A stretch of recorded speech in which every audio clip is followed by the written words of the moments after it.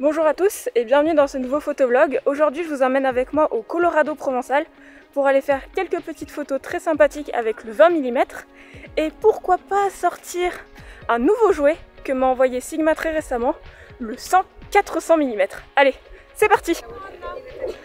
Alors comme vous pouvez voir, on est bien arrivé au Colorado provençal et vraiment ça ressemble quasiment aux photos qu'on peut voir de Mars.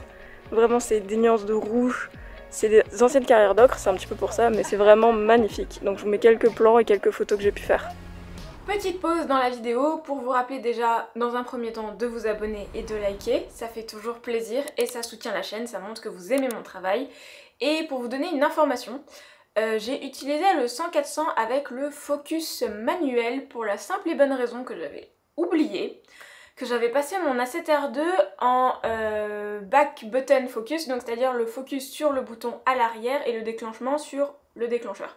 Donc quand j'ai voulu utiliser l'autofocus, comme une débile, j'ai continué à appuyer sur le déclencheur pour faire le focus et ne comprenant pas pourquoi ça marchait pas, j'ai continué à travailler avec le focus manuel. C'est plutôt intéressant de travailler en focus manuel avec une focale aussi complexe qu'un 100-400 parce que pour faire la mise au point, c'est assez tendu vu le poids du truc.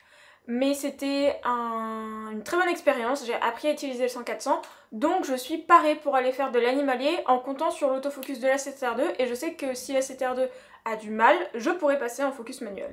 Bref, sur ce, on retourne au vlog.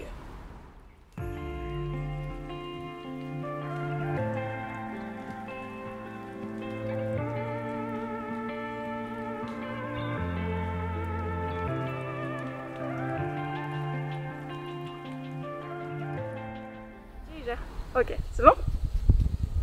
Alors du coup j'ai sorti le 100-400 de chez Sigma, comme vous pouvez voir c'est une très belle bête et le but d'utiliser un 100-400 dans des conditions comme ça de paysage, c'est de pouvoir vraiment avoir les détails qu'il va avoir sur la roche là-haut et de sortir du paysage classique où on voit vraiment tout et se concentrer vraiment sur un élément.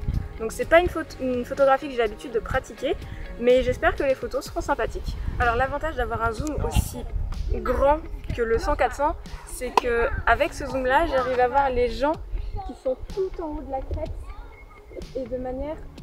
Ça va, tu veux bien s'il te plaît? Merci.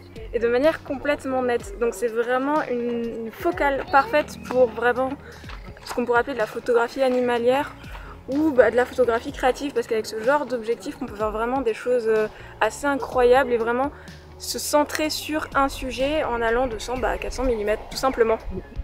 Donc là par exemple je suis en train de viser le groupe de personnes qu'on voit en haut de la crête et avec le 100-400 je les ai de manière assez nette, c'est sûr, parce que je suis en train de faire la mise au point en manuel, mais je suis vraiment centrée sur eux et si je vous affiche la photo actuellement à l'écran on voit vraiment que je suis sur eux en fait tout simplement. Donc le 100-400 c'est vraiment un objectif qui est je pense idéal pour la photographie animalière, ce qui n'est pas de la photographie que je pratique aujourd'hui dans cette séance, mais que je tenterai plus tard. Alors on quitte maintenant la carrière des ocres pour s'enfoncer un peu plus dans la forêt, donc j'espère qu'on va aussi tomber sur des spots très sympas. J'utilise toujours le 20 mm pour faire un petit peu du paysage plus classique et le 100-400 pour explorer de nouveaux sentiers battus en photographie tout simplement.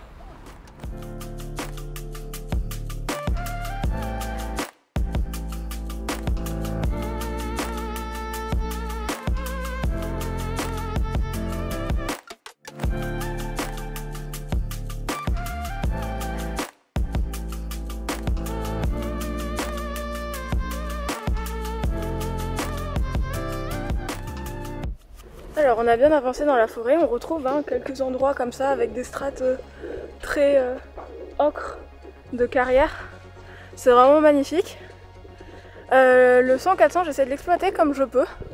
C'est vraiment une focale que j'ai pas l'habitude d'utiliser. C'est la première fois que j'ai un vrai télézoom, téléobjectif comme ça assez imposant. Déjà c'est très lourd à manipuler. Je suis pas du tout habituée d'avoir un zoom aussi lourd.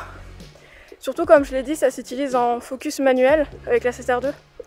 Et je trouve que les bagues de focus et de zoom sont...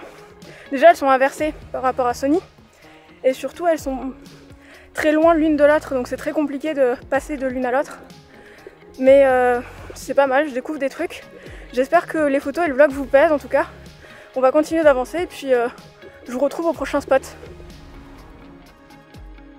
Alors en arrivée, je pense à un super point de vue qui est le meilleur point de vue de la balade, je pense qu'il est le Belvédère, donc je vous ai mis les plans juste avant, c'est juste magnifique. On voit toutes les carrières derrière où on était en fait juste avant, au tout début de la balade, qui est le sentier un petit peu du Sahara où on a vraiment des déserts, enfin un désert et c'est vraiment un décor un peu martien. J'essaie de marcher sans tomber hein, quand même, parce qu'il y a un petit peu de pierre, c'est un petit peu accidenté, mais comme on voit juste derrière moi, c'est vraiment magnifique.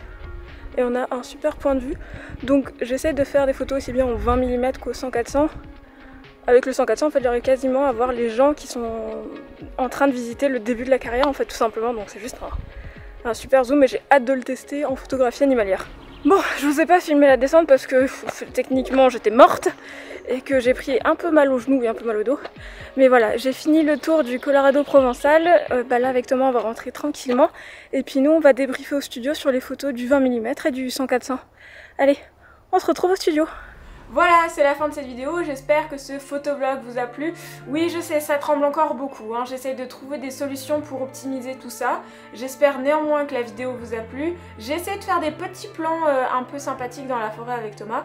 C'est loin d'être encore parfait, mais j'essaie vraiment de travailler la vidéo ces derniers temps. Vous pouvez le voir notamment sur mon Instagram, je publie de plus en plus de réels sous le format un petit peu vidéo commerciale.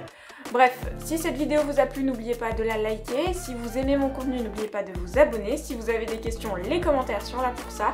Et puis moi sur ce, je vous dis à la semaine prochaine. Allez, salut, et je vous laisse avec les photos.